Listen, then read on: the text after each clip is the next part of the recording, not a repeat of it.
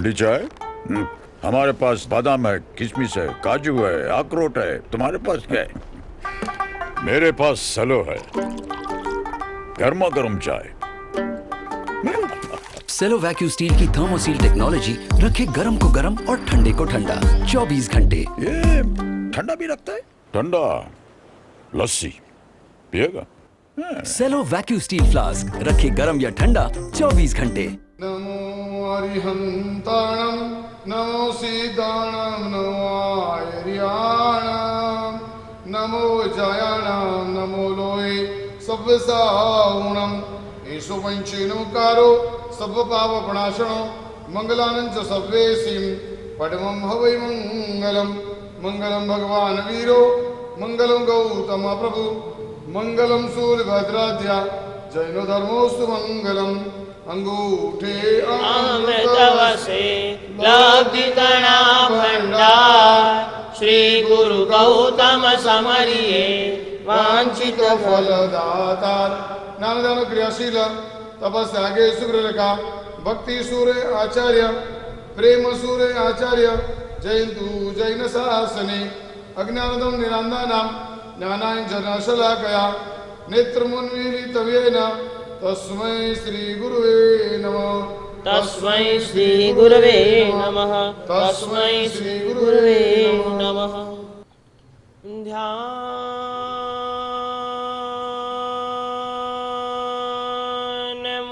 गुरुर्मूर्ति पूजामूलं गुरुर्पदम् मंत्रमूलं गुरुर्वाक्यम्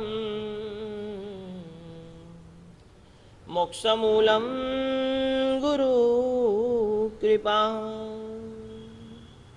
जिया जिया सदा जिया प्रेम सूरी महामना सौम्य मूर्ति दयापूर्णो जैनाचार्यो वरप्रद।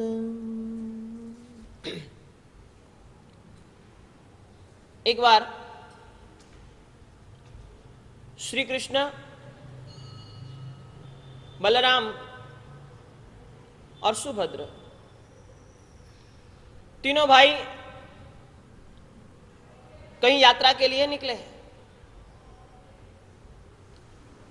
लंबी यात्रा पर जाना है, लंबे सफर पर चलना है।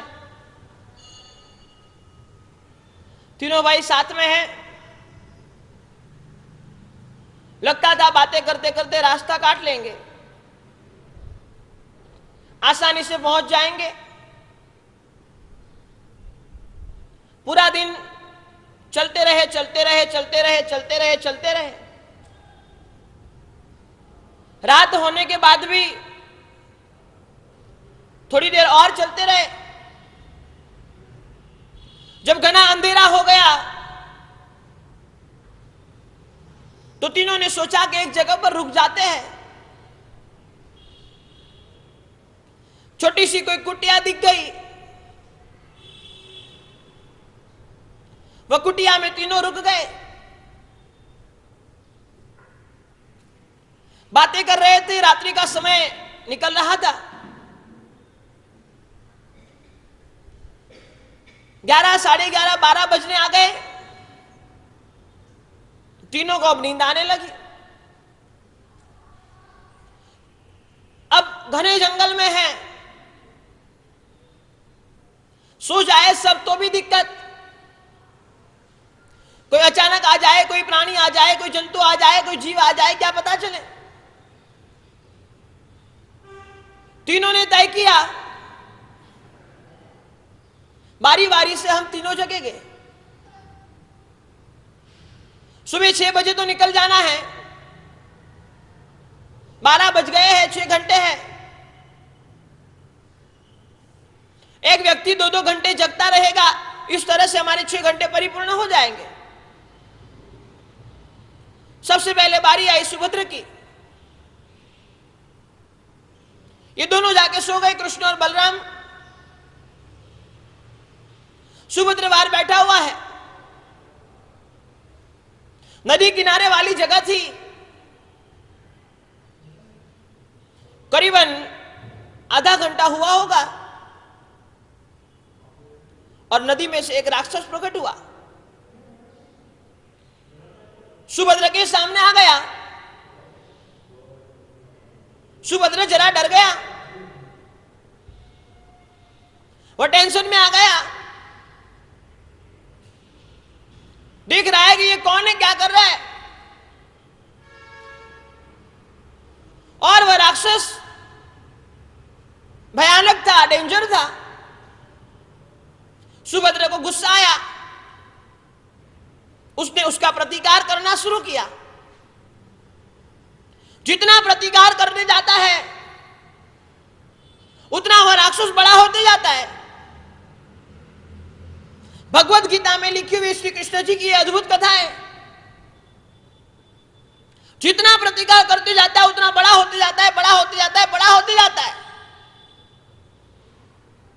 लेकिन यह सुभद्र था, पीछे मुड़कर देखने वाला नहीं था।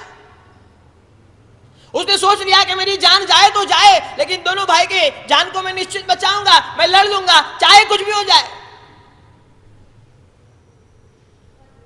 2 घंटे तो जैसे तैसे निकाल लिए और जैसे ही घड़ी में 2 बजे अंदर गया, जाके बलराम को उठाया। बलराम, अब तेरी टर्न है, मैं सो रहा हूं। तेरी बारी है बाहर जगने की, बाहर बैठने की, बाहर ध्यान रखने की, बाहर संभालने की। तेरी बारी है, मैं तो सो रहा हूं। जाके सो गया। बलराम बाहर आया और बाहर आकर उसने देखा तो भयानक राक्षस खड़ा था। देखा ये क्या आपदा है, ये क्या तकलीफ है, पता नहीं चल रहा है। देख रहा है, देख रहा है, देख रहा है और उसने मूड बना लिया कि मुझे तो इसके साथ लड़ना पड़ेगा। मेरे जो 2 भाई अंदर सो रहे हैं उसकी रक्षा के लिए, उसको बचाने के लिए मुझे इसके साथ लड़ना पड़ेगा। और उसने भी प्रतिकार करना शुरू किया। प्रतिकार करता गया, करता गया, करता गया। जितना प्रतिकार करते जाता था उतना वह राक्षस बड़ा होता था। ये सामने से क्रोध करता था, सामने से गुस्सा करता था, सामने से कुछ करने की कोशिश करता था, उतना वह राक्षस बड़े होते जाता था, बड़े होते जाता था, बड़े होते जाता था। बलराम को समझ में नहीं आया करे तो करे क्या। जैसे तैसे करके 2 घंटे निकाल लिए। उसको लगा कि अब बराबर सुबह के 4 बज गए और 2 घंटा जगने की बारी श्री कृष्ण की है। अंदर गया, श्री कृष्ण को उठाया, कहा कि भाई चलो बाहर बैठो, बाहर ध्यान रखो, मैं सो जा रहा हूं। और श्री कृष्ण जी बाहर आए और जब बाहर आए तो श्री कृष्ण जी ने भी देखा बहुत बड़ा भयानक राक्षस खड़ा था। अद्भुत बात भगवत गीता में श्री कृष्ण जी ने लिखी है, जिसे पढ़कर हमें लगता है कि क्या बात लिखी है। वह भयानक राक्षस को जैसे श्री कृष्ण जी ने देखा, समझ गए कोई शत्रु है, कोई हमारा दुश्मन है। और श्री कृष्ण जी ने, वह राक्षस ने बोलना शुरू किया। श्री कृष्ण जी ने कोई प्रतिकार नहीं किया, सामने से हंसने लगे, सामने से उसके सामने अट्टहास्य करने लगे, हंसने लगे, हंसने लगे, हंसने लगे। और आश्चर्य की बात यह हो गई, वो जितना हंसते जाते थे राक्षस उतना छोटे होते जाता था, उतना छोटा होते जाता है, छोटा होते जाता है, छोटा होते जाता है। ये दोनों ने मिलकर प्रतिकार कर कर कर करके कितना बड़ा बनाया था। श्री कृष्ण जी ने हंसते हंसते हंसते हंसते उसको छोटा बना दिया। सुबह 6 बज गए और जब 6 बजे दोनों भाई उठकर बाहर आए, कहते श्री कृष्ण जी वो राक्षस कहां गया। श्री कृष्ण जी ने कहा ये तो राक्षस है, इतना छोटा कैसे हो गया, रात को तो कितना बड़ा था। तब श्री कृष्ण जी ने अद्भुत बात बताई भगवत गीता के माध्यम से, और उन्होंने कहा कि भाई सुभद्रा, बलराम, मेरे भाई जरा ध्यान से सुन लो। ये जो राक्षस आपको दिख रहा था वो राक्षस नहीं था, वो क्रोध था और कुछ नहीं था। और वो क्रोध को तुमने जितना प्रतिकार किया, जितना प्रतिकार किया, जितना प्रतिकार किया, उतना बड़ा होते गया। और वही क्रोध को मैंने हंस दिया, छोटा हो गया, उसकी शक्ति समाप्त हो गई, उसकी शक्ति खत्म हो गई, उसकी शक्ति नहिवत हो गई। और इसीलिए भगवत गीता में श्री कृष्ण जी ने लिखा है क्रोध का आप जितना प्रतिकार करोगे, जितना प्रतिकार करोगे, जितना प्रतिकार करोगे, उतना वह क्रोध आपका बढ़ते चलेगा। और क्रोध को जितना हंस दोगे, जितना सरलता से ले लोगे, जितनी आसानी से ले लोगे, जितना इग्नोर कर लोगे, वो क्रोध आपका छोटा होते चलेगा। इसीलिए हमने गुरुदेव तपागच्छाधिपति प्रेम श्री शिवजी महाराज साहब के जीवन में कई बार देखा है, चाहे कितना ही क्रोधित व्यक्ति उनके सामने आता था, लेकिन गुरुदेव हंस देते थे, गुरुदेव स्माइल कर देते थे, गुरुदेव प्रसन्नता दिखा देते थे, उसका क्रोध शांत हो जाता था, उसका क्रोध जीरो हो जाता था। और इसीलिए क्रोध से बचने का, सामने वाले से क्रोध को जीतने का एक ही रास्ता है, आप हंस दो बस। प्रतिकार करोगे तो वो बड़ा होते जाएगा, इतना भयानक हो जाएगा, आप कंट्रोल नहीं कर पाओगे, अनकंट्रोलेबल हो जाएगा। लेकिन आप हंस दोगे, आप स्माइल दे दोगे, आप प्रसन्नता से बात कर लोगे, सामने वाले का गुस्सा ठंडा हो सकता है। आज कई बातें करनी है आपके सामने, बहुत बढ़िया सब्जेक्ट, आज के समय के लिए बराबर उपयुक्त। करीबन आज के संसार में कोई ऐसा व्यक्ति नहीं है जिसको क्रोध नहीं आता है। बहुत सारी बातें मैं आपके सामने रखूंगा, क्रोध क्यों आता है, किसको आता है, कब आता है, क्रोध के नुकसान क्या है, क्रोध को कंट्रोल कैसे करें, सब चीजें मैं आपके सामने रखूंगा। लेकिन सबसे पहले बता दूं, ये दुनिया में दो जगत है, एक भौतिक जगत है, एक आध्यात्मिक जगत है।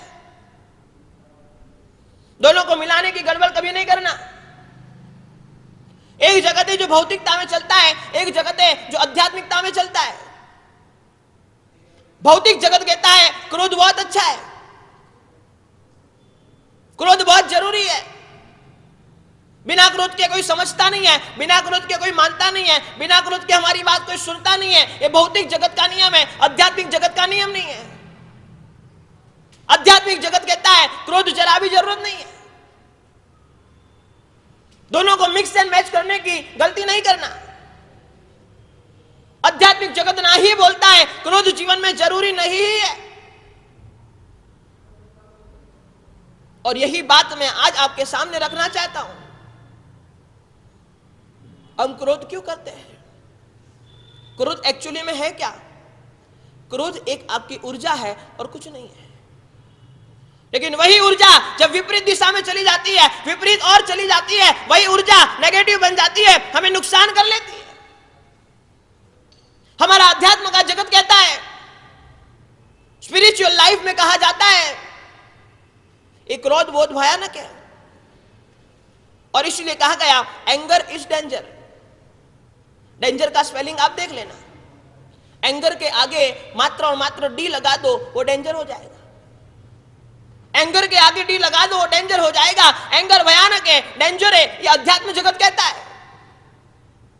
यहां पर कहा गया है, हमारे कल्पसूत्र जैसे महान ग्रंथों में कहा गया है, क्रोध की कोई सजा नहीं होती।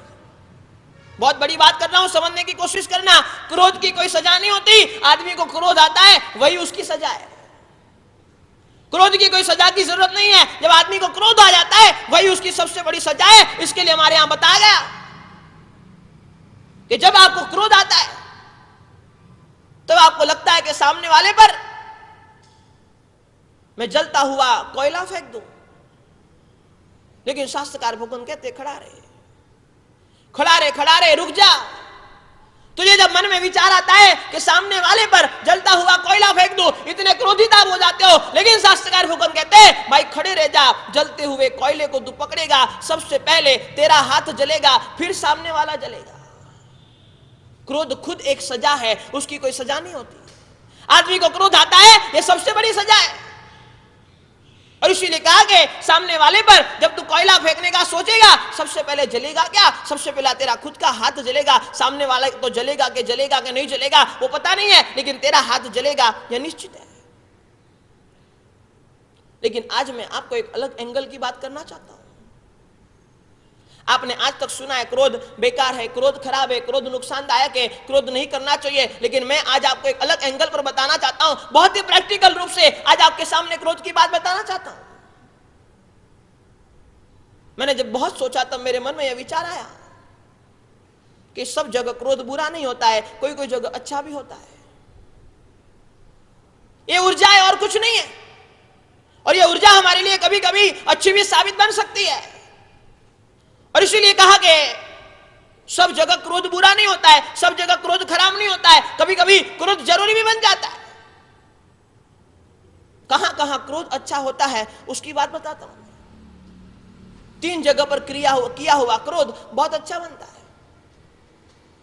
नंबर 1, सेल्फ रिफॉर्मेशन के लिए क्रोध बहुत जरूरी है। आप खुद को तैयार करना चाहते हो, सेल्फ रिफॉर्मेशन, खुद को रिफॉर्म करना है, खुद को बनाना है, खुद को एक मजबूत आदमी बनाना है, खुद को एक जबरदस्त इंसान बनाना है, सेल्फ रिफॉर्म करना है, सेल्फ रिफॉर्मेशन करना है, तो सबसे पहले नंबर में कहा गया कि क्रोध सब जगह बुरा नहीं है। आज तक तो आपने सुना है कि क्रोध नुकसानदायक है, नुकसानदायक है, नुकसानदायक है, लेकिन मैं आपको बताता हूं सब जगह क्रोध बुरा नहीं है।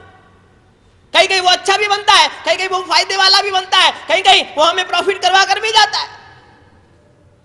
सेल्फ रिफॉर्मेशन के लिए क्रोध बहुत जरूरी है। कभी कभी ऐसा होता है आदमी के जीवन में कई कार्य ऐसे होते हैं जो नहीं कर पाता है। जैसे कि कोई आदमी सोचता है कि मैं हर रोज सुबह जल्दी उठ जाऊं, लेकिन वो जल्दी नहीं उठ पाएगा, जल्दी नहीं उठ पाता है। कुछ ना कुछ अड़चने, कुछ ना कुछ दिक्कतें उसके जीवन में आती रहती है। जल्दी उठना उसके लिए मुश्किल हो जाता है, खास करके आज के यंगस्टर्स जल्दी नहीं उठ पाते। लेकिन कभी कभी जीवन में ऐसा झटका लग जाता है,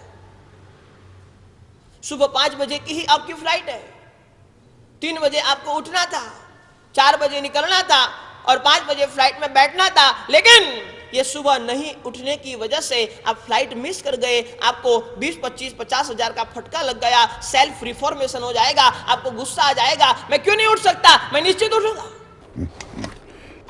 ठंडी चाय? हमारे पास बादाम है, किशमिश है, काजू है, अखरोट है। तुम्हारे पास क्या है? मेरे पास सलो है, गर्मा गर्म चाय। सेलो वैक्यूम स्टील की थर्मोसील टेक्नोलॉजी रखे गर्म को गर्म और ठंडे को ठंडा 24 घंटे। ये ठंडा भी रखता है? ठंडा लस्सी पिएगा? सेलो वैक्यूम स्टील फ्लास्क रखे गर्म या ठंडा 24 घंटे।